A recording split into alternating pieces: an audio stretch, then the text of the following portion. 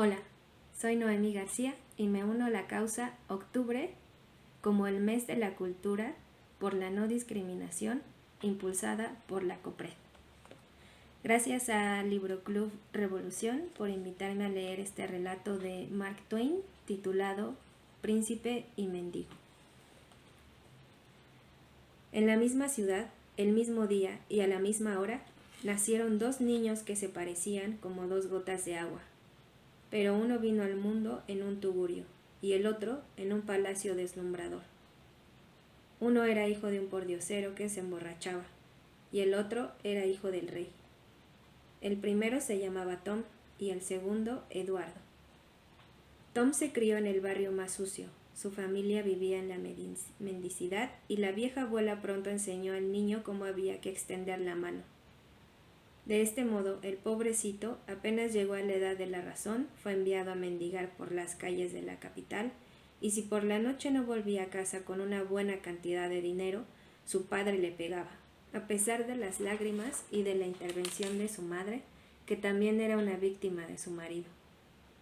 Tom se consolaba de sus desgracias oyendo los cuentos de reyes y de príncipes que su mamá le contaba.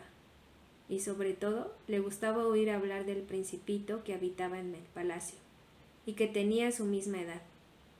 A menudo, en sus peregrinaciones, llegaba hasta la verja real, y de vez en cuando conseguía vislumbrar, rodeado de bellísimas damas y de caballeros engalanados, a aquel otro niño más afortunado que él, cubierto de oro y de piedras preciosas, pero que se le parecía como una gota de agua a otra.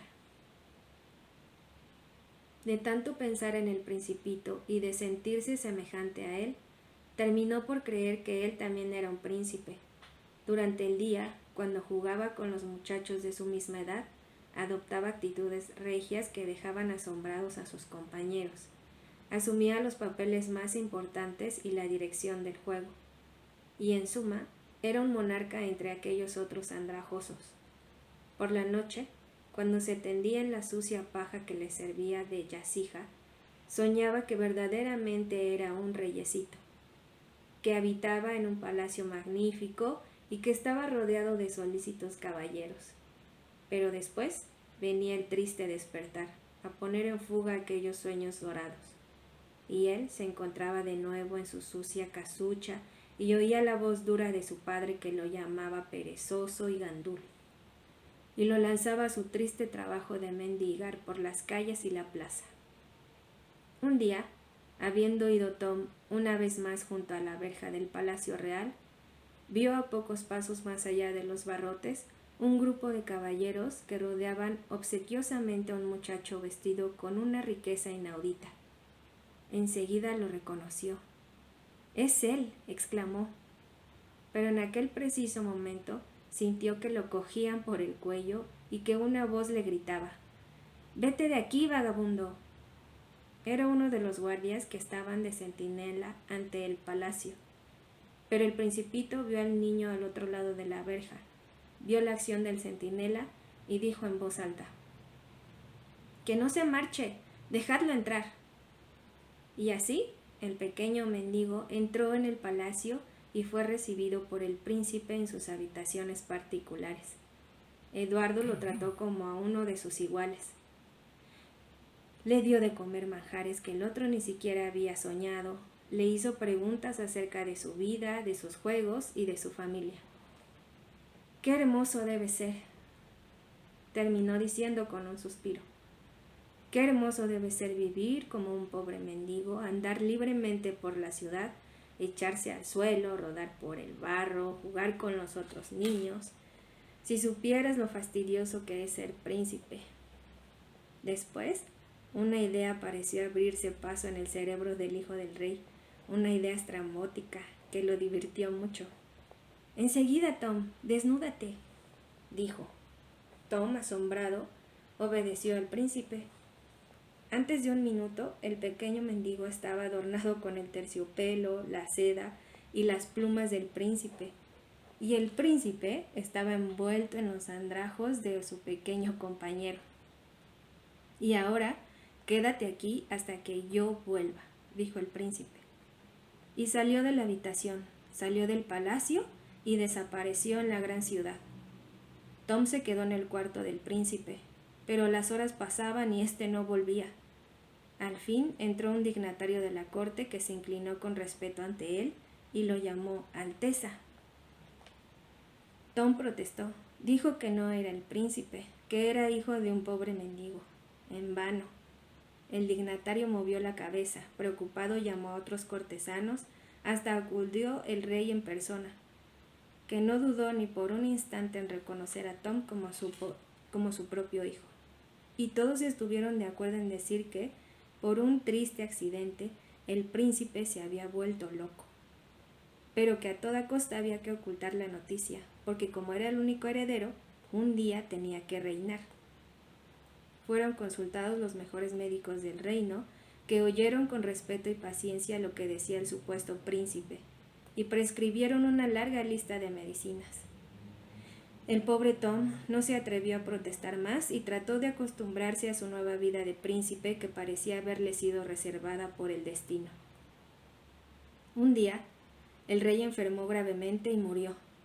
Entonces, todos los cortesanos, todos los nobles que habían acudido al palacio, toda la multitud que permanecía detrás de las verjas gritaron: «¡El rey ha muerto! ¡Viva el rey!». El rey, a quien se refería esta última frase, era precisamente él, Tom, el hijo del mendigo. El muchacho sintió que le latía fuertemente el corazón. Trató de protestar otra vez, de decir quién era en realidad, pero en las caras de los que lo rodeaban leyó la incredulidad y la tristeza por lo que creían era una recaída de la extraña enfermedad que se había apoderado del augusto niño algún tiempo antes. Calló y esperó resignadamente el día de la coronación. No es que le disgustase el papel de rey, al contrario. Todos los días veía realizados sus sueños, y ya no tenía que temer el triste despertar en la casa paterna. Todos lo reverenciaban y lo respetaban. Habitaba en un palacio lujoso, y todos sus deseos se cumplían, aún antes de que los expresara. Pero le torturaba el recuerdo del verdadero rey, que desde aquel día en que había salido del palacio vestido de mendigo, no había vuelto a dar señales de vida. ¿Qué le había sucedido? ¿Había muerto? ¿Había sido raptado? Estas preguntas angustiaban el corazón del niño, que todas las noches antes de dormirse y todas las mañanas apenas abría los ojos, rogaba al buen Dios que lo hiciera volver para que ocupase el puesto que le correspondía por derecho. Un día, el maestro de ceremonias de la corte, que estaba muy atareado con los preparativos de la fiesta de la coronación, preguntó al reyecito: «¿Dónde ha puesto vuestra majestad el gran diamante de la corona que el difunto monarca le dio un día en un arrebato de cariño?». El reyecito sacudió la cabeza. No lo sabía. «Prueba recordad, vuestra majestad, hago un esfuerzo de memoria». Tom continuaba sacudiendo la cabeza. No solo no lo sabía, sino que nunca lo había sabido. Y por otra parte, ¿cómo podía saberlo si hacía tan poco tiempo que estaba en aquella casa? En el tugurio donde había vivido desde que nació, jamás había visto un diamante, ni siquiera sabía qué era. El maestro de ceremonias se enjugó una lágrima ante aquella nueva prueba de la enfermedad de su monarca, y no insistió. Se revolvió todo el palacio, pero el diamante no fue encontrado. Mientras tanto, en espera de la coronación oficial, el reyecito había asumido todas sus prerrogativas regias. Firmaba decretos, oía los informes de sus ministros, recibía a los diplomáticos extranjeros. En suma, se comportaba como un verdadero rey. Pero su mayor placer era firmar las propuestas de indulto de los condenados a muerte. Y esta pasión suya le creaba una gran popularidad, y todos comentaban cuán bueno y generoso era el nuevo rey. Por fin llegó el día de la coronación. Apenas abrió los ojos. Tom oyó desde su regio lecho el confuso rumor de la multitud que desde la madrugada ocupaba las calles para recibir una sonrisa del nuevo monarca. Se levantó y enseguida se vio rodeado por todos los nobles del reino que tenían el alto privilegio de ayudarle en su vestido. El traje era magnífico, todo él de oro y piedras preciosas. Fuera de la puerta del palacio esperaba al reyecito un magnífico caballo blanco con gualdrapas de oro. La comitiva real atravesó las calles entre filas de gente entusiasta que arrojaba flores y besos y gritaba: ¡Qué bello es nuestro rey! ¡Dios guarde al rey! Como en un sueño, Tom cabalgó a través de aquella multitud. Pasó bajo el arco de triunfo y entró en la catedral completamente adornada para la fiesta. En la gran nave central estaban agrupados todos los nobles y diplomáticos extranjeros con sus trajes de gala, y en medio de ellos se levantaba un magnífico trono de oro. El órgano resonó solemne bajo las bóvedas, la multitud entonó un himno de júbilo, y el rey niño atravesó la iglesia y fue a sentarse en el regio asiento. Entonces, un paje presentó al arzobispo la corona que estaba colocada sobre un rico cojín, y el arzobispo la levantó con ademán solemne y la mantuvo suspendida sobre la cabeza temblorosa del muchacho.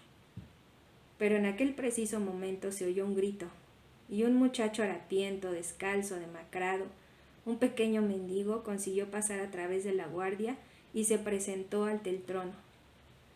«Os prohíbo que pongáis la corona en la cabeza de este usurpador», gritó mientras extendía el brazo en ademán autoritario. «El rey soy yo». Los guardias iban a echársele encima, pero el muchacho que estaba en el trono los detuvo con un gesto. Después bajó los peldaños dorados, se acercó al mendigo, se inclinó ante él y cayó de rodillas sobre el mármol de la iglesia diciendo: «Tiene razón, el rey es él». Un inmenso estupor se apoderó de todos los presentes. El maestro de ceremonias se adelantó y se puso a interrogar al mendigo. Este contestó con seguridad a todas sus preguntas, reconoció a todos los nobles y dignatarios de la corte y también supo decir dónde estaba escondido el diamante desaparecido. Por último, fue reconocido como verdadero rey. Quedó aclarada la equivocación y después de una breve interrupción se reanudó la ceremonia, pero esta vez sobre el trono de oro estaba Eduardo, el verdadero monarca que mientras tanto se había puesto las ropas reales. Después de la fiesta, Eduardo y Tom se encerraron en el cuarto donde se habían hablado por primera vez, y Eduardo contó su larga odisea desde aquel lejano día en que se marchó por la ciudad vestido de mendigo. Cuánto había sufrido desde entonces. Se había extraviado por las calles de la capital de su mismo reino, que no conocía en absoluto. Había caído en manos de vagabundos y de delincuentes que habían intentado hacerle de él un ladronzuelo. Había estado a punto de ser muerto por uno de ellos. Había sufrido humillaciones de todas clases. Había pasado hambre y frío. Pero entre tanta miseria había encontrado un protector.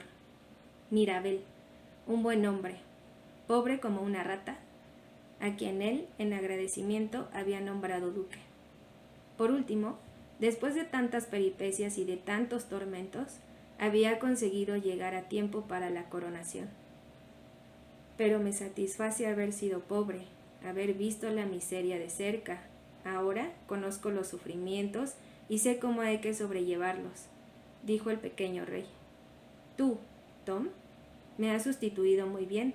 Has sido un rey clemente y bueno, y te lo agradeceré toda la vida.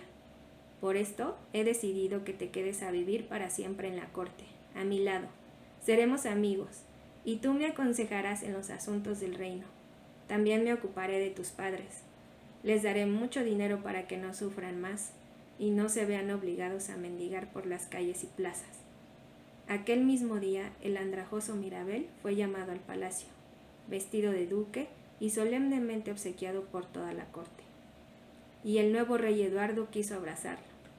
El rey también había preparado una buena sorpresa para su amigo Tom, que le miraba con gesto interrogante. ¿Sabes, Tom?, le dijo. ¿Quién nos espera en esta otra sala? Tom tuvo un estremecimiento de alegría. ¿Mi madre? El rey sonrió con la gracia de siempre y bajó del trono. Gracias por escuchar.